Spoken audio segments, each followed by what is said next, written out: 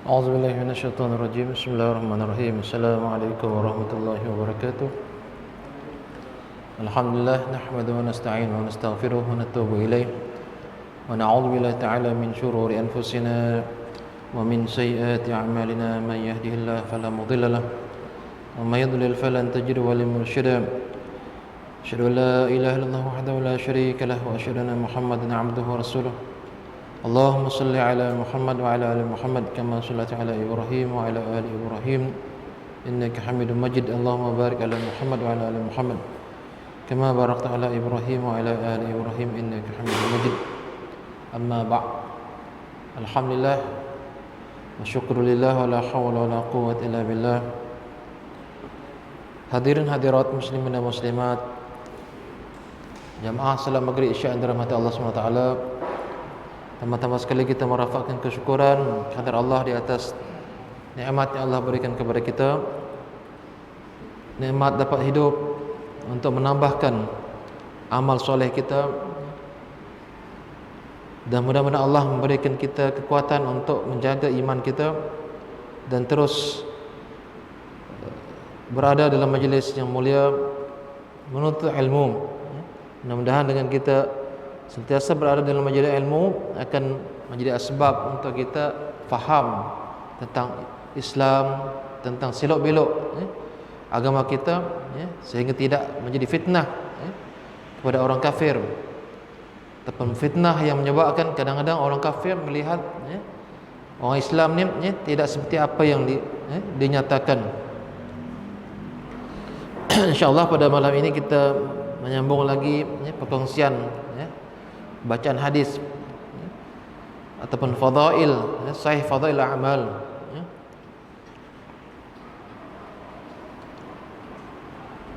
Keutamaan azan. Azan pembeza antara kampung kafir dan kampung Islam.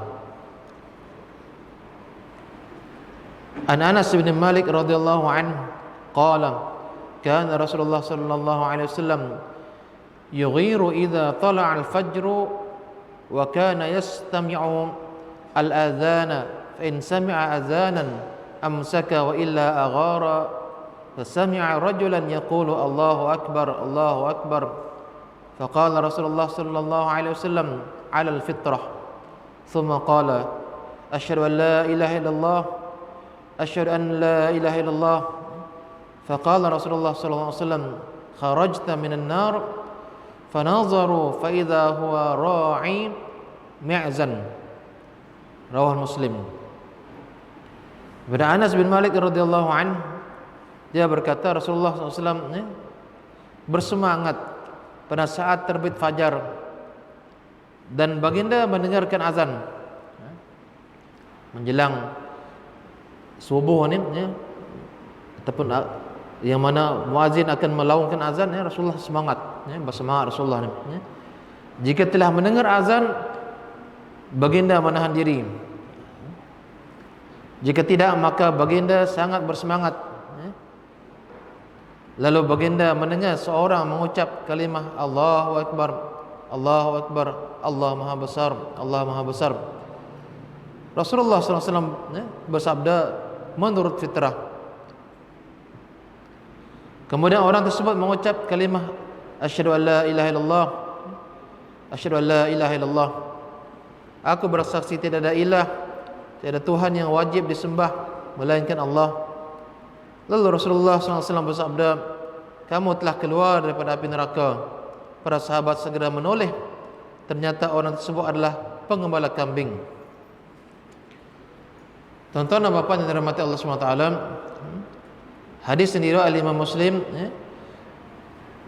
mencerita tentang bagaimana pentingnya, bagaimana pentingnya azan ini yang merupakan syiar, lambang agama Islam ini, dan syiar yang sentiasa perlu untuk dihidupkan oleh umat Islam di mana pun mereka berada, bukan hanya di kampung, di bandar, bahkan dalam hutan, di laut, di mana pun dia berada. Nanti kita akan perhatikan bagaimana hadis-hadis lain mendukung hal ini. Yang pertama sekali kita perhatikan bahawa Rasulullah SAW ini menurut sirah, Rasulullah SAW akan menyerang satu perkampungan atau satu daerah yang mana daerah ini tidak dilaungkan azan. Maksudnya kampung ini adalah kampung bukan Islam. Rasulullah tengok mana kampung-kampung yang tidak ada azan ni, Rasulullah akan serbu. Bukan nak bunuh terus, tak, nak berikan kata dua, masuk Islam ataupun macam mana. Masuk Islam ataupun kami akan menyerang. Rasulullah SAW ni. Jadi bila dia perhatikan satu kampung ni yang tidak dikenal oleh Rasulullah SAW, dan dia dengar ada azan, Rasulullah akan menghampiri. Dalam hadis ini disebut bagaimana seorang yang mengucapkan asyhadu an la ilaha illallah, ni azan lah, kalimah-kalimah azan, asyhadu an la ilaha illallah, asyhadu an la ilaha illallah. Dan Rasulullah SAW pun menyatakan kamu telah keluar daripada api neraka. Sebenarnya bila seseorang ni azan, ini lambang yang sangat besar ni tentang Islam. Bila satu kampung ni melaungkan azan, maka kita tahu ini kampung orang Islam. Sehingga kan bila berlaku Covid, walaupun tidak dibenarkan peringkat awal dulu, kita perhatikan tidak dibenarkan orang Islam sembahyang. Yang sembahyang itu apa dia? Imam, Bilal merebut. Tapi Bilal sentiasa melaungkan azan. Cuma beza sikit. Ada juga surau ataupun azan di masjid dan surau, setengahnya yang macam biasa. Sebenarnya disunatkan mengucapkan sallu fi buyutikum, bukan dikata hayya 'alas salah. Bila sampai hayya 'alas salah ni tak sebut hayya 'alas salah. Ini masa Covid dululah. Di zaman Rasulullah pun macam tu juga. Apabila berlaku darurat, angin kuat dan sebagainya, Rasulullah menyatakan sallu fi buyutikum, solatlah kamu di rumah, jangan pergi masjid. Tetapi muazzin tetap dia melaungkan azan, nak menandakan betapa azan ini walaupun dalam keadaan darurat, tetap muazzin ni pergi ke masjid, pergi ke surau untuk menandakan, untuk menyebut, menyedarkan orang ni. Ini memanggil panggilan yang sangat besar, menyeru orang ni supaya sembahyang. Sama ada sembahyang di masjid, kalau dalam keadaan darurat, sembahyang di rumah, tetap juga sembahyang, tetap juga sembahyang. Kenapa orang bertanya kadang-kadang, kenapa perlu azan ni kuat-kuat? Ada orang yang mungkin non muslim ataupun tidak Islam, cukuplah azan perlahan suara. Kalau azan perlahan suara, umat Islam ni tak dengar. Jadi kenapa dibuat setiap hari ni mesti 5 kali? Setiap kali nak datang sebut lagi, setiap kali nak datang sebut lagi, ajak lagi. Yang diajak pun dengan azan pun tak semua datang. Apalagi yang sudah dengar azan ni setiap kali masuk waktu subuh, zuhur, maghrib, asar, maghrib, isyak, itu pun tak datang semua. Lagi kalau tidak ada azan, bayangkan tidak ada azan, memang sepi, sepi. Jadi ini adalah panggilan yang sangat mulia, yang menandakan dia dalam keadaan fitrah. Apa maksud fitrah? Dalam keadaan Islam. Jadi sebab itu Rasulullah menyatakan, sesungguhnya engkau telah keluar daripada api neraka. Kalau tidak, maksudnya seseorang itu boleh kemungkinan dikategorikan sebagai orang yang kafir. Maksudnya kampung ini kampung apa ni tak ada azan ni? Mungkin orang kafir. Itu. Jadi bukanlah maksudnya orang yang tidak ada azan itu terus kafir, tidak. Maksudnya adalah orang yang telah mengisytiharkan dia Islam, dia patuh kepada Allah. Bila Allah panggil dengan beberapa seruan ini, dia akan ikut, dia akan sahut. Ini di zaman Rasulullah SAW dan sahabat dulu, maksudnya nak tahu ni kampung Islam ataupun tidak, dengar azan, waktu azan masuk. Kalau kita pergi ke negara-negara macam di Mesir, yang padat penduduk, kalau kita di Masjid Kahirah saja kita tengok, masjidnya dekat-dekat. Memanglah sebab penduduknya sangat padat. Kalau kita ni berapa kilometer ada lagi, memang tak akan banyaklah orang yang sembahyang. Tapi di Mesir maksudnya orang yang penduduknya sangat padat, kita dengar, bila kita dengar azan ni, sana azan, sana azan, sana azan, bersahut-sahutan. Di Pakistan pun sama, pengalaman saya di Sulu. Memang banyak. Jadi kalau kita tengok, kenapa di sini tak ada azan? Kemungkinan ni tak Islam. Kemungkinan tidak Islam. Jadi itu, jadi orang jadi buruk sangka ni. Ini ada tak orang Islam di sini? Bayangkan kampung baru ni tak ada azan. Mana? Tak ada orang kah? Kalau orang baru datang dia akan carinya. Kalau tak tengok, tak nampak kubah masjid ataupun lambang atas masjid, kadang-kadang kita tengok ada orang yang keliru. Dia pergi ke pasar, dia jumpa apa mula-mula macam masjid, dekat apa, bangunan apa tu, bangunan Syahidah ke bukan, dulu apa CMB di situ, kan ada di situ lambang macam masjid. Dia tengok, tak ada masjid di sini, kata tak ada surau, cari. Itu sebenarnya itu adalah simbol itu, bukan masjid surau itu, bukan. Saya mula-mula datang pun kata, ini surau ke masjid di sini, sebenarnya bukan. Jadi orang kalau tak nampak apa apa istilah kita, tak nampak apa batang masjid ni ataupun masjid ni tak nampak, sekurang-kurangnya dengar suara, dia boleh cari. Dia boleh cari. Sekarang mungkin gunakan ini Google, cari map.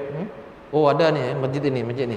Tapi dengan lawan azan kita dah kenal dah. Oh, ada masjid kat sini, walaupun dia kecil.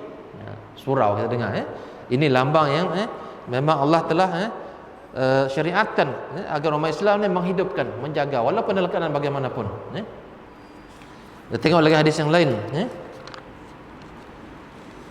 An Abi Hurairah radhiyallahu anhu anna Rasulullah sallallahu alaihi wasallam qala idza nudiya lis-salati adbara asy-syaitan wa lahu duratun hatta yasma'an ta'zin fa idza qada an-nidaa aqbala hatta idza suwiba bis-salati adbara hatta idza qada taswiba idza qada at-taswiba aqbala hatta yakhtira bainal mar'i wa nafsihi yaqulu uzkur kadza lima lam yakun yazkuru hatta yazalla ar-rajulu la yadri kam shalla.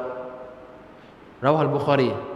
Hadis riwayat Imam Bukhari daripada Abu Hurairah radhiyallahu anhu, Rasulullah SAW bersabda, apabila telah dikumandangkan azan, dilaungkan azan untuk solat, maka syaitan lari sehingga mengeluarkan kentut sampai dia tidak mendengar lagi suara azan.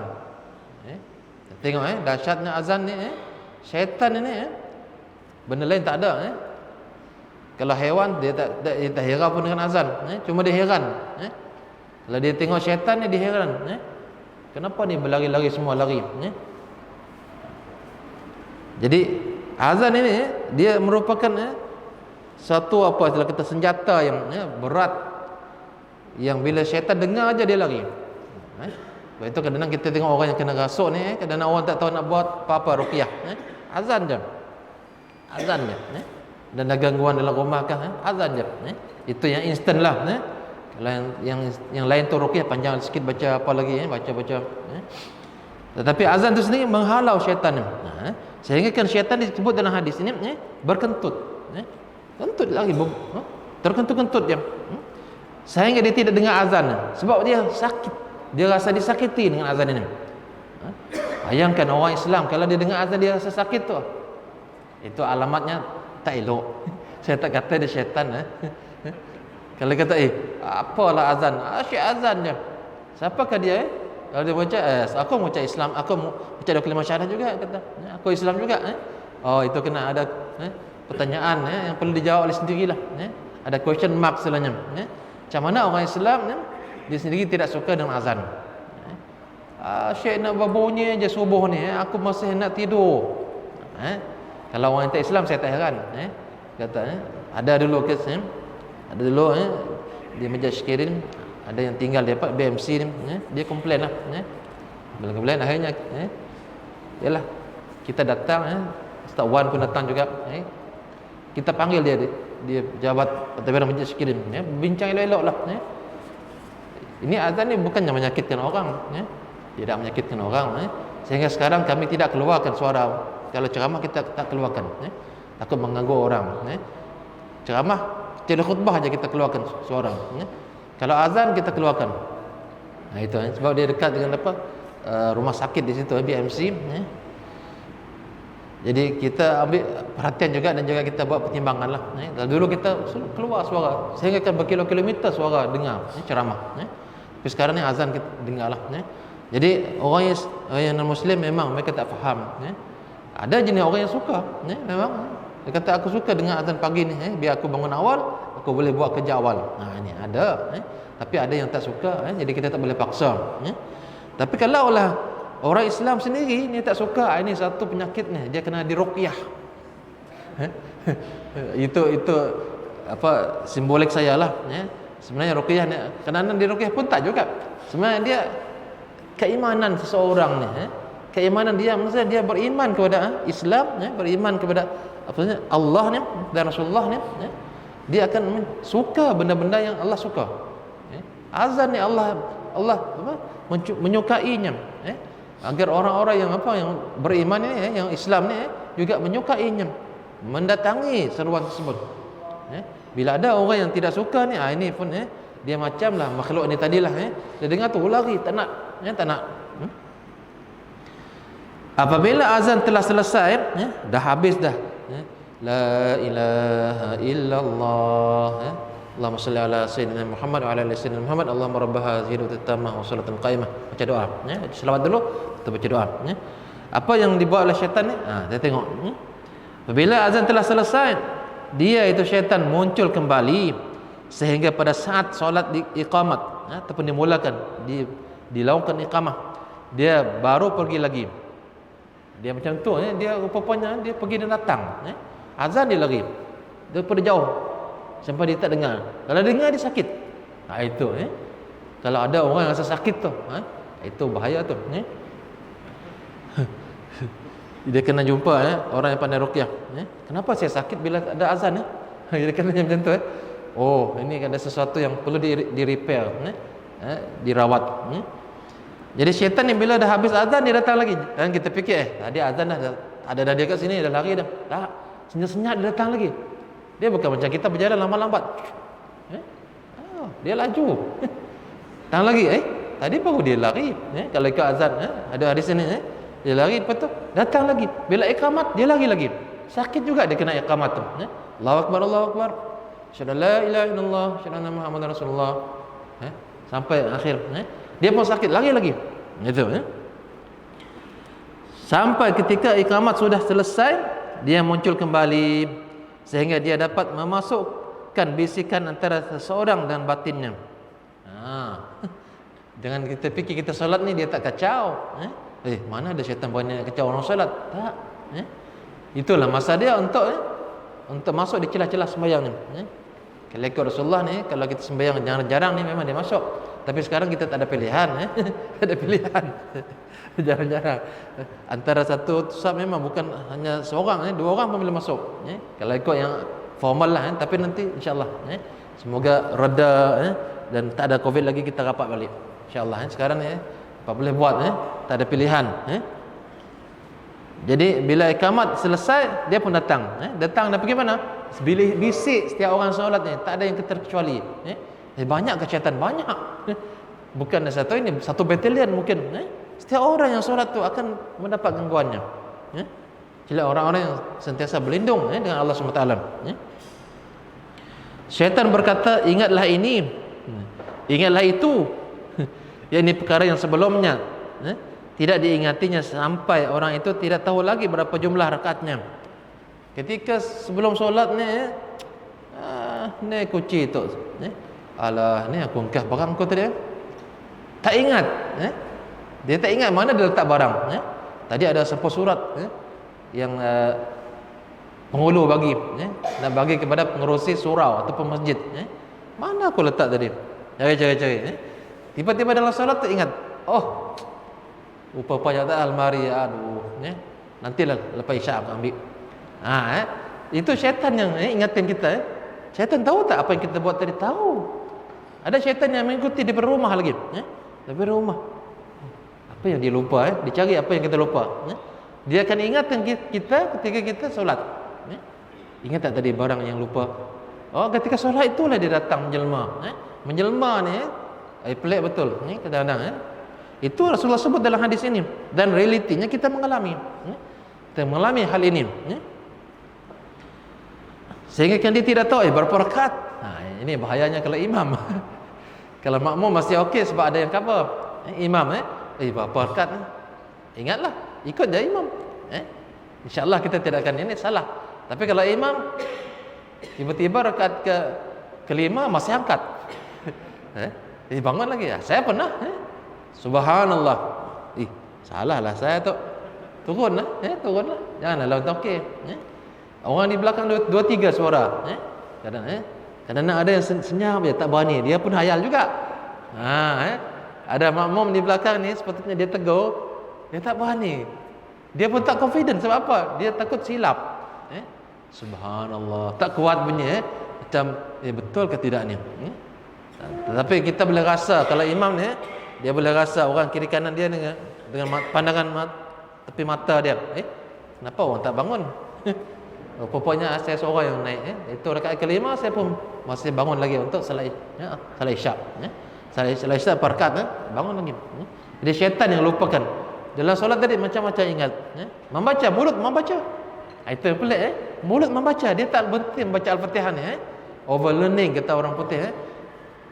Kalau kita baca Al-Fatihah, kita dengar orang bercakap pun kita boleh detect kadang-kadang apa percakapan dia. Sebab dah terlalu hafal. Terlalu hafal, dia tak lupa dah lafaz-lafaz Al-Fatihah ni. Jadi begitu syaitan untuk apa merosakkan amal ibadah seseorang ni.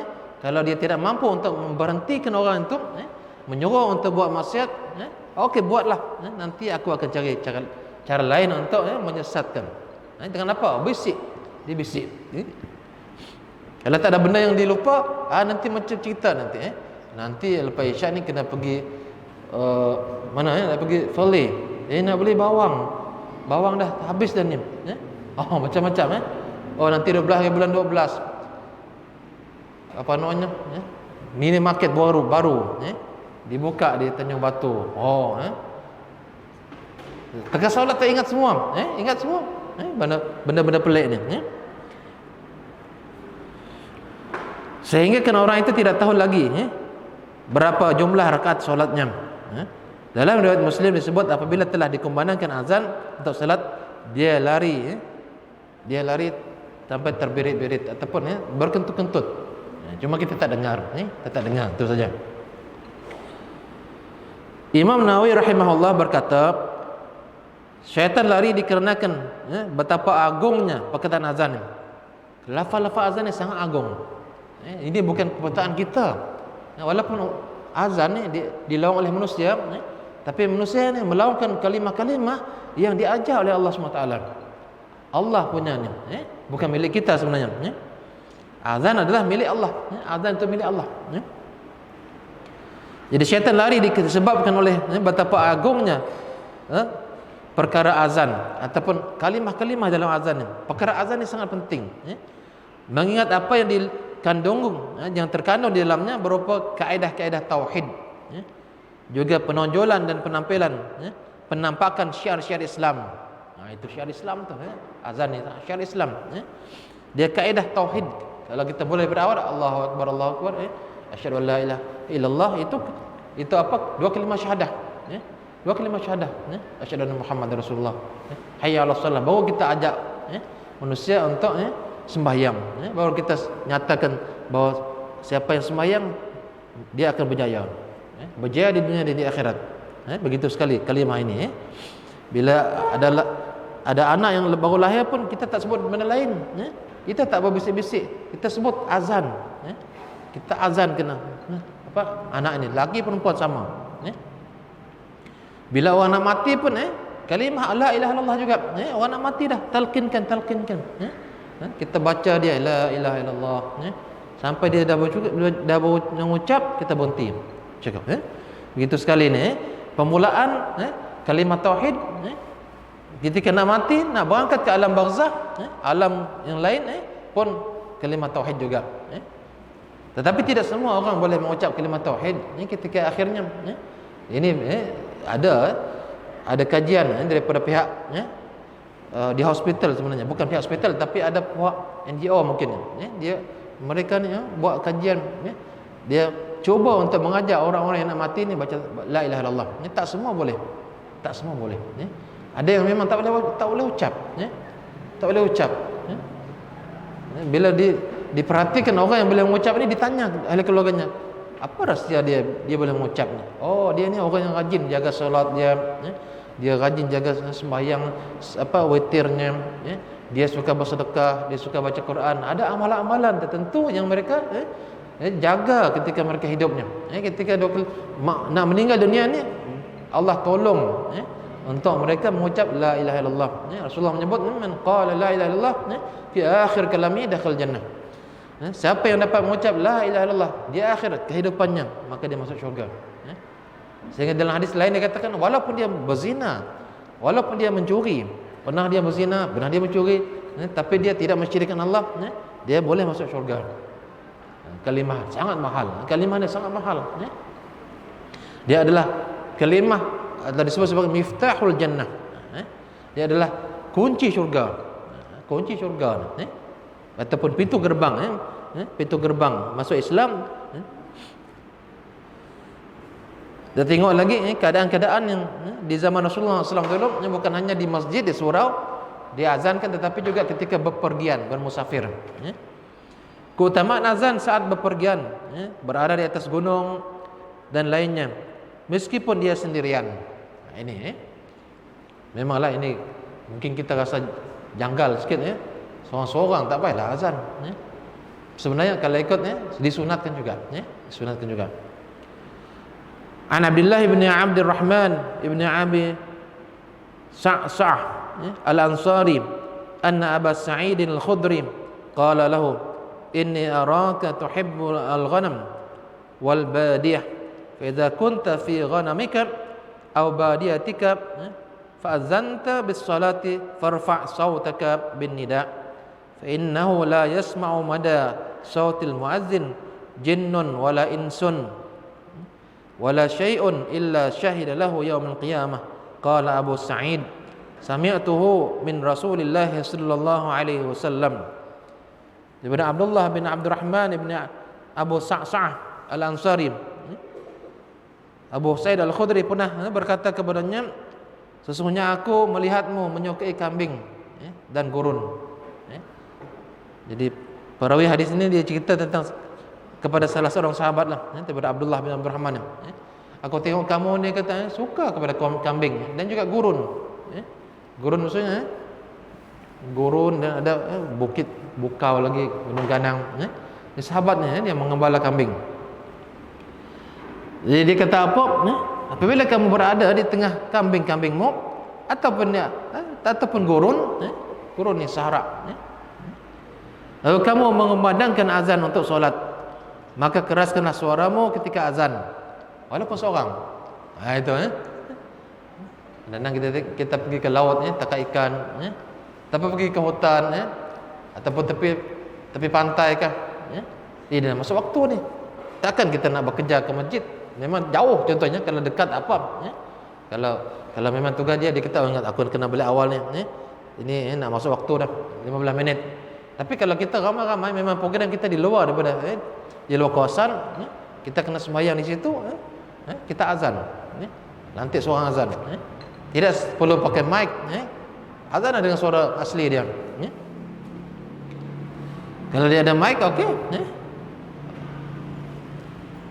Apabila kamu berada di tengah kambingmu ataupun gurun, hendaklah kamu mengumandangkan azan dan keraskan suara azanmu, karena sesungguhnya tidak ada yang mendengar daripada kalangan jin, manusia dan segala sesuatu apapun sejauh suara muazzin berkumandang, melainkan menjadi saksi baginya pada hari kiamat nanti.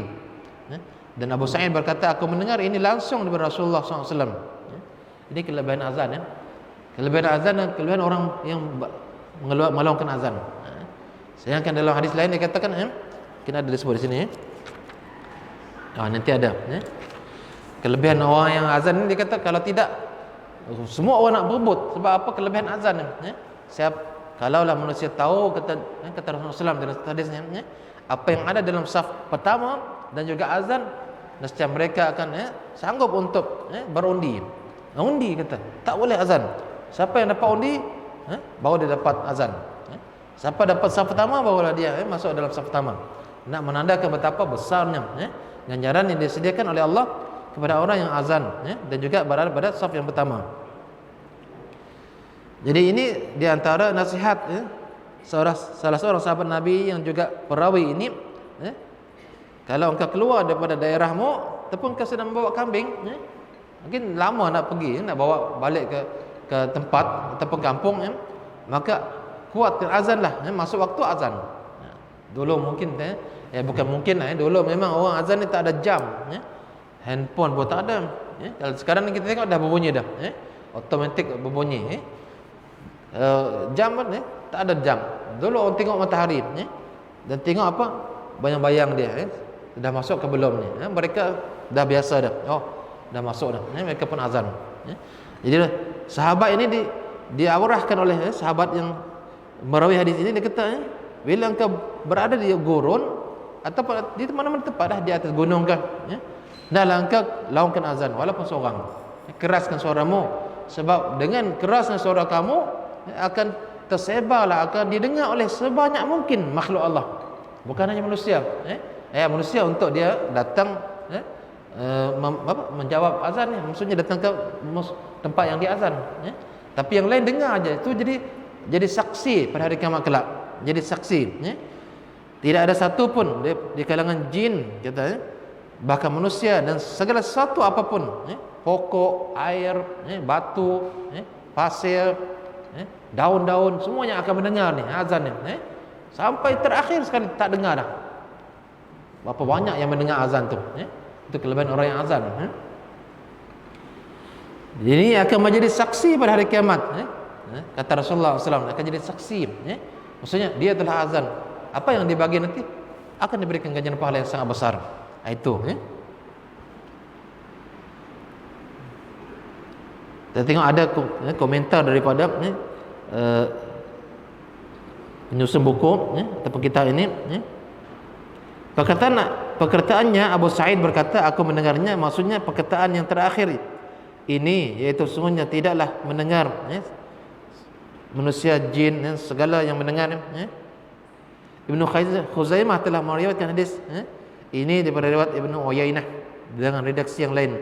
Abu Sa'id berkata, apabila kamu berada di tengah-tengah gurun, maka keraskanlah suaramu ketika azan, kerana aku mendengar Rasulullah SAW bersabda, tidaklah mendengar sejauh suaramu dikumandangkan, melainkan semuanya akan mendengar dan jadi saksi pada hari kiamat kelak.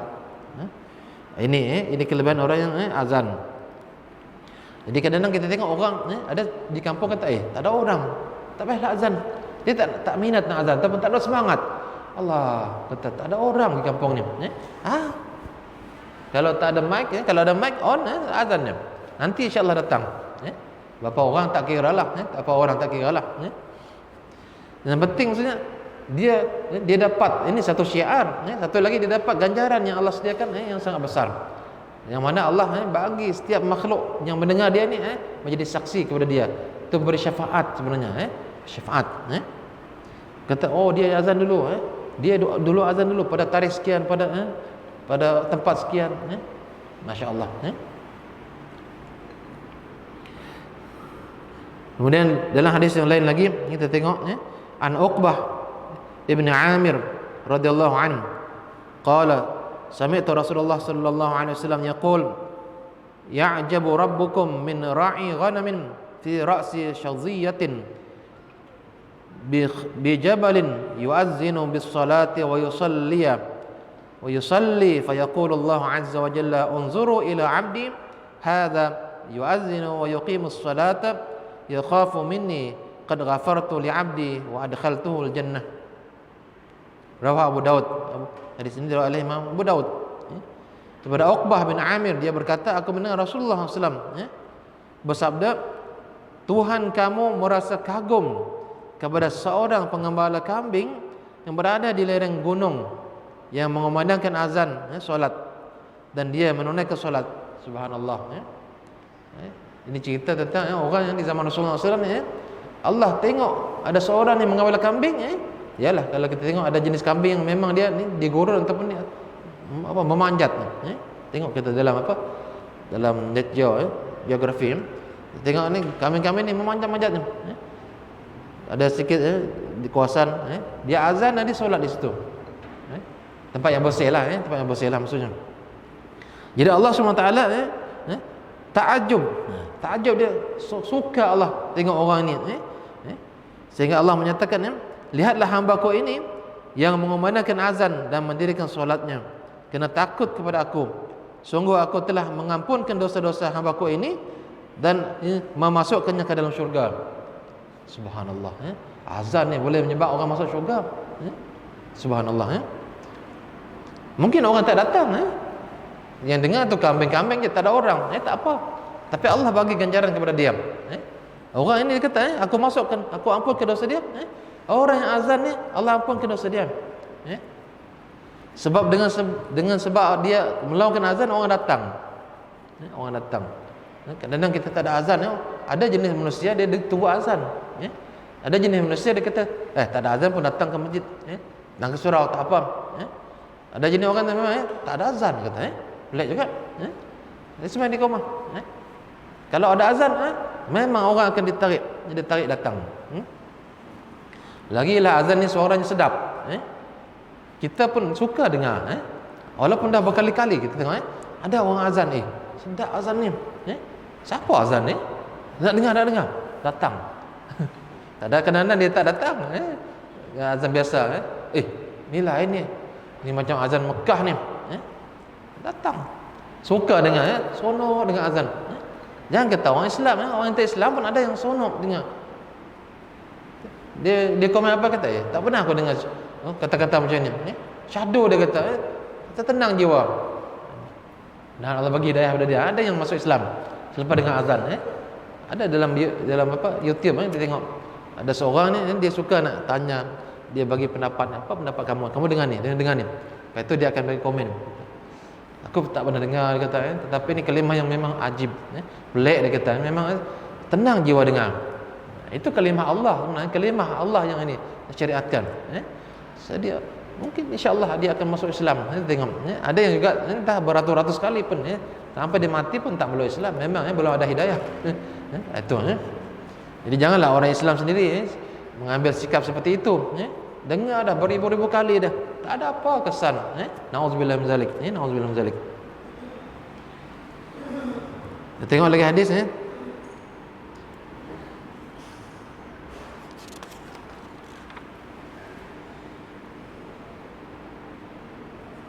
Kalau ikut komentar daripada ini, kata apa? Dalam hadis ini terdapat keutamaan solat di padang sahara, padang pasir, boleh. Pematang sawah, di sawah pun boleh. Tapi letak elok-elok lah. Di tempat-tempat lain, tepi pantai, di hutan, hamparkan tikar. Kalau tak ada tikar, kalau tepi pantai bersih, tak ada apa-apa, tengok, boleh. Sembahyang di situ, azan dulu. Memanglah azan ni dia tidak wajib, dia tidak wajib, tapi sunat, sunat yang sangat dituntut ini. Bila kita azan tu maksudnya banyak kelebihan-kelebihan yang akan diperoleh oleh orang yang azan, orang yang mendengar pun akan datang insya-Allah. Tengah hadis yang lain lagi, an Abi Hurairah radhiyallahu anhu anna Rasulullah sallallahu alaihi wasallam qala la ya'lamu an-nasu ma fi an-nida'i was-saff al-awwal thumma lam yajidu illa ayastahimu alaihi lastahamu walau ya'lamuna ma fi at-tahjiri lastaqu ilaihi walau ya'lamuna ma fil 'atamah was-subhi la'atauhuma walau habwan. Rawahul Bukhari. Daripada Abu Hurairah radhiyallahu anhu, Rasulullah SAW bersabda, jika sekiranya orang-orang ataupun manusia mengetahui pahala yang ada dalam azan dan saf yang pertama, ini yang saya sebut tadi, sekiranya manusia tahu, dia kata, manusia cara umum disebut di sini maksudnya orang Islam lah. Sekiranya manusia tahu pahala yang ada dalam azan dan saf pertama, kemudian mereka tidak mendapati, melainkan mesti mengadakan undi, maka mereka pasti mengadakan undi juga. Maksudnya, tak boleh orang saf pertama ni orang yang dapat undi saf pertama saja. Saf kedua macam tu juga. Sebab dia ada kelebihan masing-masing, tak sama pahala dia. Azan pun macam tu juga. Jika mereka mengetahui pahala yang ada pada tahjir, datang awal pada waktunya, waktu solat awal lah, pada Ada orang yang suka lambat. Macam mereka pasti akan berlomba-lomba untuk itu.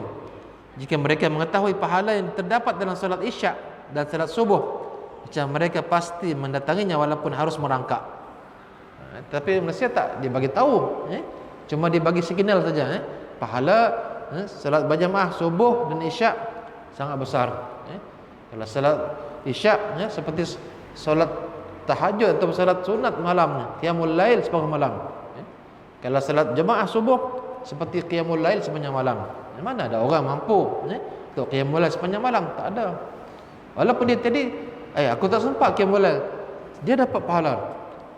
Sebab dia malam tadi dia sudah salat subuh salat isyak berjamaah. Lepas tu paginya pula salat subuh berjamaah. Kalau manusia tahu kata Rasulullah SAW, orang sangka merangkak-rangkak. Kenapa ni banyak merangkak-rangkak ni? Orang nak pergi masjid sebab nak dapat pahala salat berjamaah isyak.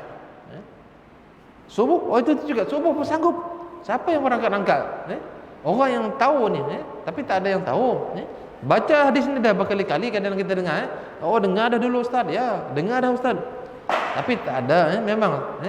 Tetapi orang ni tergantung kepada daya tahap keimanan dia. Semakin kuat iman seseorang ni, dia akan semakin membenarkan apa yang Allah sebut dalam Al-Quran, apa yang Rasulullah sebut dalam hadis. Tergantung pada iman seseorang. Kalau iman orang yang lemah, tak ada apa, dia tak ada kesan apa-apa, tak ada respon. Kalau iman kuat dia akan cepat. Radar tu semakin kuat, radar tu akan dapat mengesan. An Muawiyah bin Abi Sufyan qala sami'tu Rasulullah sallallahu alaihi wasallam yaqul al muazzinuna atwalun nasi a'naqan yaumil qiyamah. Daripada Muawiyah bin Abu Sufyan, dia berkata, aku mendengar Rasulullah SAW bersabda, anaknya Abu Sufyan, Muawiyah, dan Muawiyah Abu Sufyan pun masuk Islam juga akhir hayatnya, ketika pembukaan kota Mekah. Anaknya Muawiyah dan Abu Sufyan radhiyallahu anhuma, dua-duanya Allah redha, semoga Allah meridai keduanya. Aku mendengar Rasulullah SAW bersabda, para muazzin adalah orang yang paling panjang lehernya pada hari kiamat. Apa maksudnya ni? Kadang-kadang orang tanya, macam mana panjang? Macam apa kita macam unta, bagong bahasa kita. Panjang, bukan macam itu Kita dengar Saya cuba tengok. Menurut Imam Suyuti dalam kitab Syarah Muslim, hadis di atas maksudnya adalah para muazzin akan menjadi seorang pemimpin ataupun orang yang mulia di hari kiamat. Nampak tanda dia. Ini mengikut tradisi orang Arab yang menjuluki orang bangsawan dengan sebutan leher panjang. Mereka menyebut sebagai leher panjang ni orang bangsawan. Nanti pada hari kiamat kelak, orang-orang yang azan ni tapi azan tidak mengambil upah. Itu. Jadi mereka akan dimuliakan pada hari kiamat kelak. Nampak keistimewaan mereka ni, masya-Allah. Jadi mudah-mudahan apa yang kita baca daripada hadis Rasulullah SAW ini dapat kita terapkan, memberikan semangat untuk kita terus menjaga syiar Islam, menghidupkan sunnah Rasulullah SAW dalam kehidupan kita, insya-Allah. Terima kasih atas perhatian.